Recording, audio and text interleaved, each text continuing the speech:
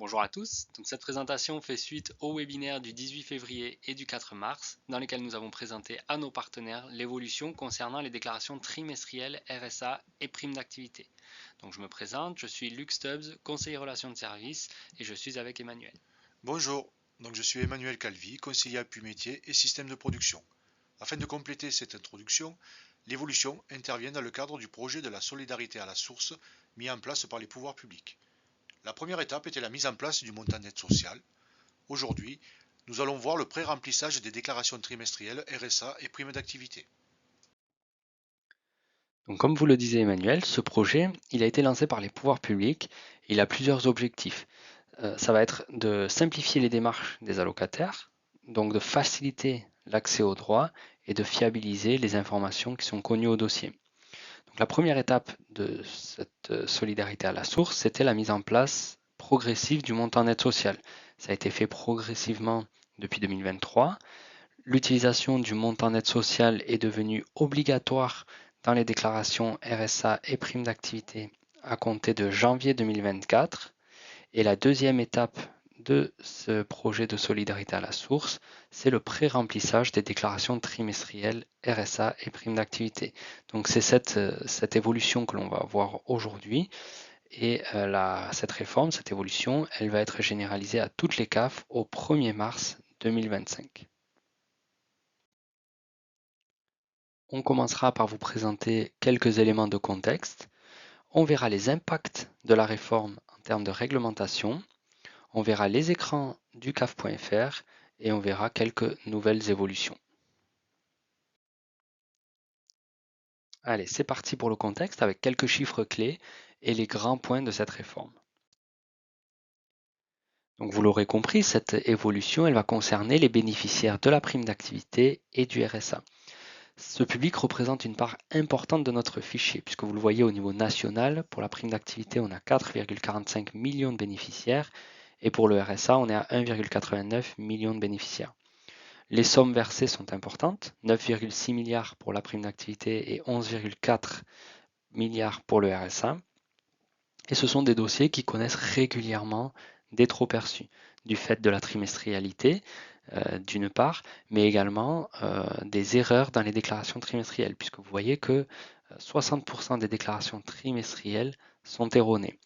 Donc ce sont des erreurs qui génèrent des indus, des trop-perçus, ou des rappels, mais ça entraîne surtout une instabilité dans le droit des allocataires et c'est source d'inquiétude et d'une dégradation de l'image de la CAF. Donc c'est dans ce contexte que nous avons souhaité sécuriser les données. Donc cette réforme, elle se traduit par plusieurs évolutions majeures. La première, c'est la prise en compte du montant d'aide sociale qui s'est faite progressivement depuis 2023. Elle est devenue obligatoire à compter du 1er janvier 2024 pour tous les bénéficiaires RSA et primes d'activité. Ensuite, la deuxième évolution, c'est un changement dans la période de référence. On est passé de M-3 à M-1 à M-4, M-2. Donc on verra le détail de cette évolution par la suite. La troisième évolution, c'est que les déclarations trimestrielles seront pré-remplies et que l'allocataire aura la possibilité de modifier les revenus pré-remplis. C'est ce que l'on va appeler le parcours de signalement. Il y a eu une phase de test pour 5 CAF que l'on appelle des CAF de pré-série qui ont testé la réforme. Et ensuite, toutes les CAF de France vont être concernées par cette réforme à compter du 1er mars 2025. Donc nous allons voir les points suivants sur les impacts de la réforme qui concernent le changement de trimestre et une nouvelle modalité pour la prise en compte des revenus. Du coup, le changement de la période de référence. Les modalités de récupération des ressources des usagers ont un impact sur la période des ressources à prendre en compte. Les ressources du mois précédent ne sont plus disponibles le premier jour du mois M. Dans l'exemple qu'il y a ci-dessous, le trimestre de référence qui va de M-3 à M-1, c'est-à-dire décembre, janvier, février, permet aujourd'hui de payer un trimestre droit sur mars, avril et mai. Début mars, les revenus de février ne seront pas disponibles. Du coup, l'impact est qu'il va être nécessaire de vieillir la période de référence utilisée pour calculer les droits au RSA et à la PPA.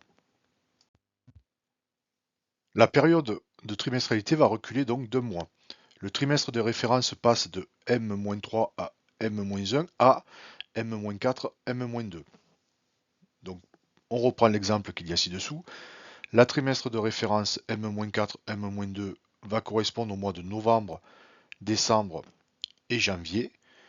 Ces 3 mois donc, vont permettre de calculer un trimestre de droit en RSA et en PPA pour les mois de mars, avril et mai. Début mars, on aura les revenus de janvier qui seront disponibles pour l'ouverture du droit et aussi l'ouverture de la téléprocédure à compter du 1er mars. Donc novembre, décembre, janvier permettront de calculer mars, avril et mai. Les ressources préaffichées. Lors de la déclaration trimestrielle, à compter du 1er mars, les allocataires auront certains revenus qui remonteront automatiquement. On va appeler ça la partie pré-remplie. Il y aura une partie déclarative et d'autres revenus qui feront partie de la partie déclarative. Dans la partie pré-remplie, il remontera les salaires, les indemnités journalières de sécurité sociale, les indemnités journalières d'accident du travail ou maladie professionnelle imposables ou non imposables, le chômage, les pensions de retraite, pensions d'invalidité, pré-retraite, revenus divers, allocations journalières de proches aidants. Toutes ces catégories de revenus seront préaffichées dans la déclaration trimestrielle et nous allons appeler ça la première étape de la déclaration trimestrielle.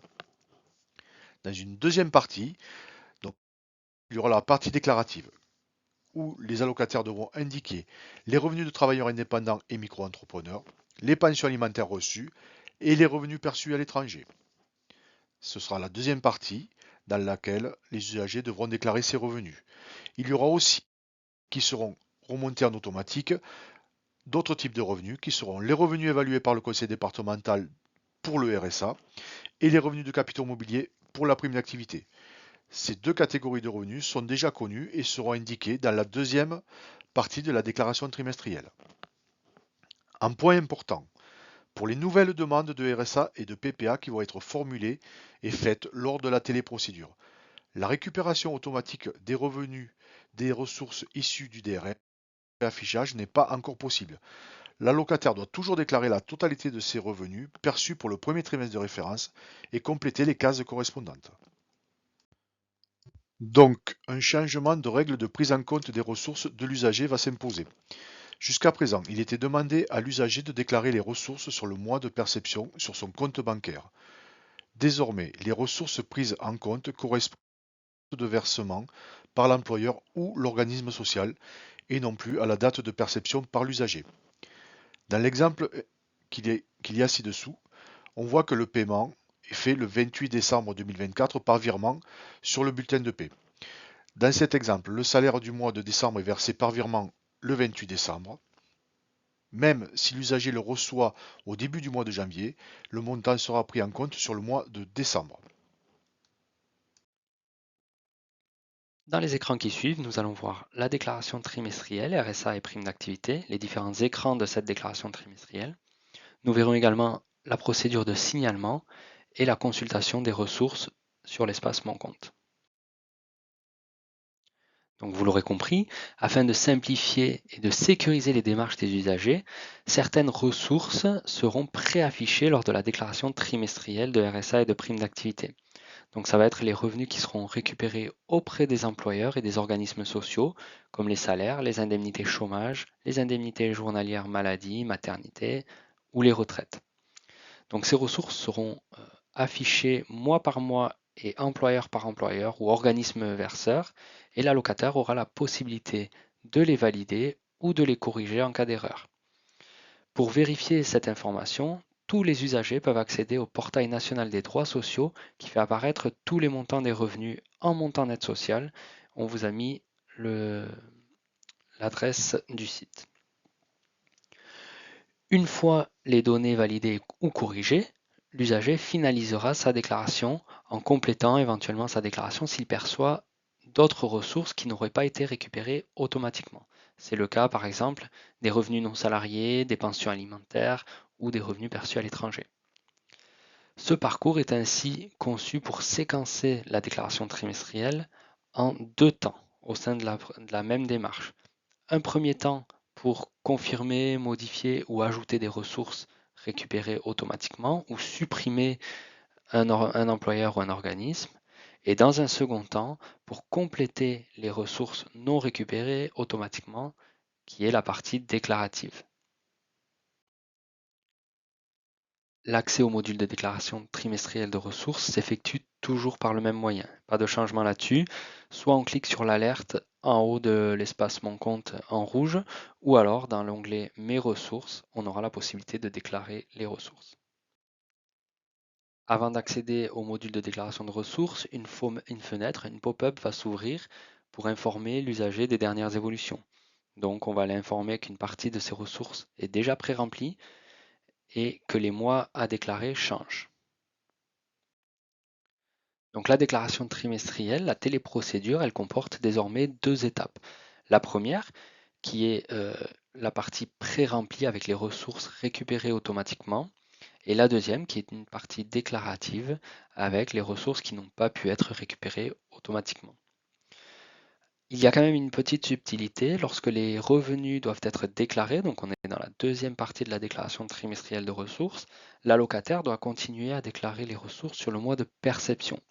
Lorsqu'elles sont récupérées automatiquement, par contre, c'est la date de versement de l'employeur ou de l'organisme qui est retenue.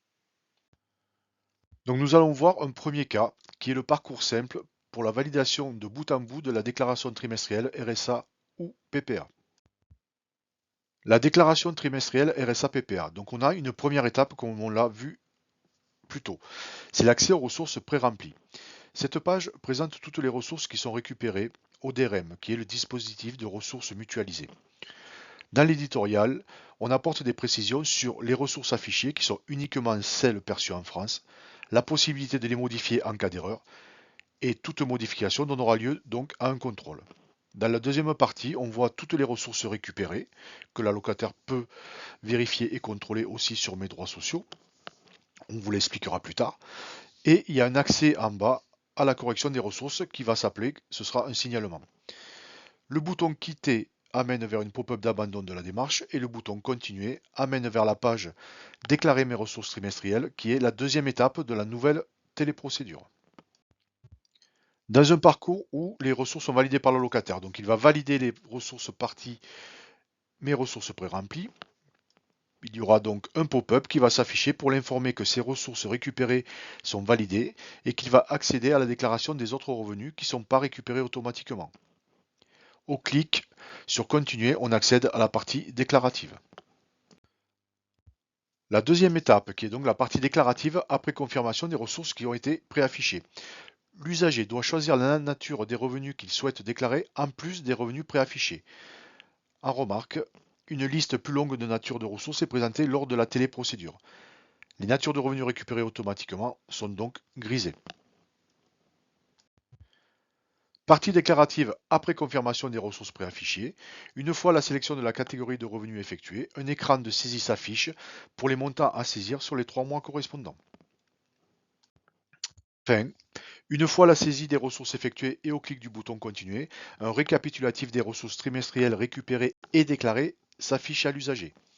Les ressources récupérées sont non modifiables.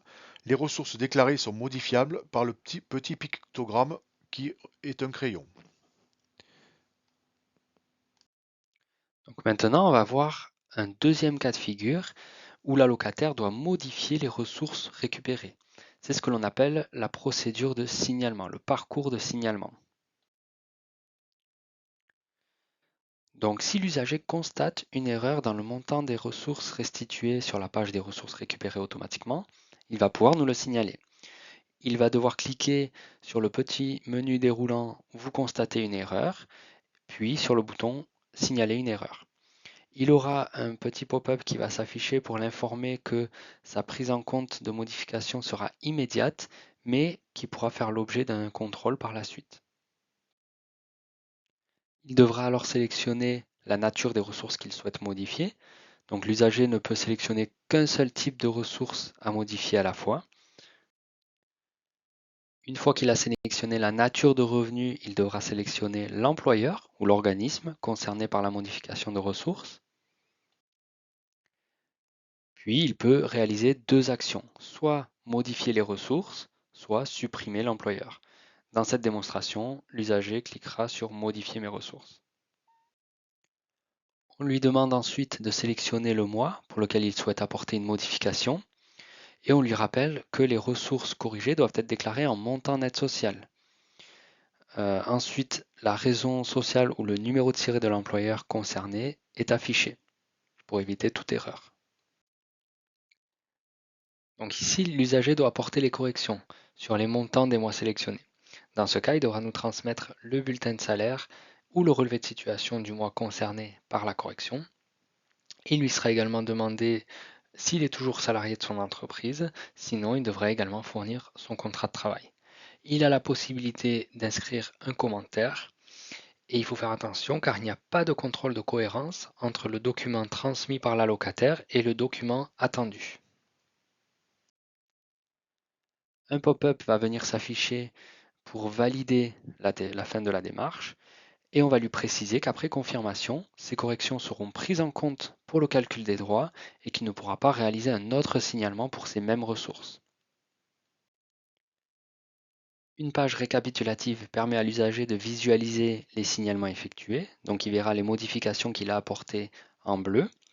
Si un commentaire avait été saisi, il n'apparaîtra pas sur cette page et il est informé que les montants corrigés seront pris en compte pour le calcul des droits et qui pourront être modifiés ultérieurement après retour de la cellule experte mutualisée. Cela signifie que le montant déclaré par l'allocataire est pris en compte, mais s'il y a une erreur dans ces montants, au vu des pièces justificatives, ça risque de faire un trop perçu ou un indu à l'allocataire. Donc il faut être très vigilant sur les montants indiqués dans ces signalements. Après validation, donc l'usager revient sur sa page de restitution des modifications qu'il aura apportées. Elles seront affichées en bleu. Et à ce stade, l'usager peut soit continuer ou alors il peut réaliser un autre signalement en cliquant sur Vous constatez une erreur. S'il clique sur Continuer, il va accéder à la deuxième étape de la déclaration trimestrielle, qui est la partie déclarative, avec les ressources qui n'auront pas été récupérées automatiquement. On vous a mis à disposition un tableau récapitulatif de toutes les pièces justificatives qui peuvent être demandées aux allocataires dans le cadre des signalements. Donc, pour exemple, pour la correction du montant du salaire, on va demander le bulletin de salaire. S'il souhaite corriger le montant des indemnités chômage, on va demander un relevé de situation, etc. Maintenant, nous allons voir sur mon compte l'onglet Consultation des ressources. Au passage de la réforme, les ressources affichées seront celles de M-4 à M-2. Il y aura un mois qui apparaîtra en doublon, ce qui est tout à fait normal puisqu'il y a un changement dans la trimestrialité.